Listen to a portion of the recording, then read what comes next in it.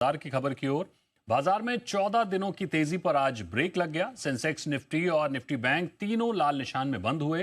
कारोबार के अंत में सेंसेक्स 203 अंक फिसलकर 82,353 के लेवल पर क्लोज हुआ।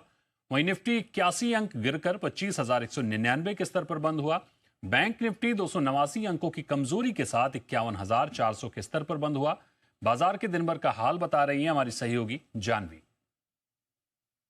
बिल्कुल, आज 14 दिनों से जो भारतीय बाजार में एक अच्छी खासी तेजी आती हुई दिखी थी, आज उसे ब्रेक लगता हुआ दिखा है। क्योंकि अगर ग्लोबल मार्केट से देखें तो आज एक सुस्त संकेत मिलते हुए दिखे थे, जिसके बाद आज भारतीय बाजार की जो शुरुआत थी वो धीमी होती हुई दिखी थी।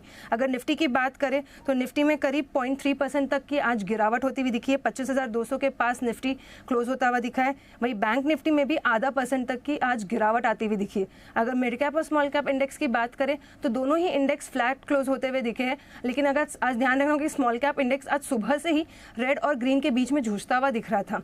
अगर अब निफ्टी में आज प्रेशर कहां से बिल्डअप हुआ है, अगर उसकी लिस्ट आपके लिए सामने लेके आए तो कोल इंडिया 3% तक की आज गिरावट आती हुई दिखी इस काउंटर में।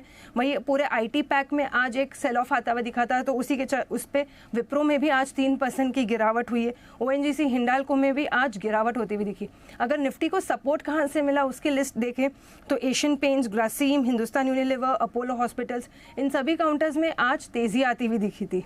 खबरों के शेयर्स की बात करें तो आज की दमदार लिस्टिंग इकॉस मोबिलिटी लगभग 17% के प्रीमियम पे लिस्ट हुआ था ये स्टॉक। उसके बाद इंट्राडे में करीब 14% के गेन्स दिखाता हुआ दिखा ये स्टॉक। मेडी असिस्ट कल ब्लॉक डील के बाद आज बायर्स के नाम सामने आए, तो उसके बाद आज स्टॉक में 10% से ज़्यादा की गेन्स आती हुई दिखी है।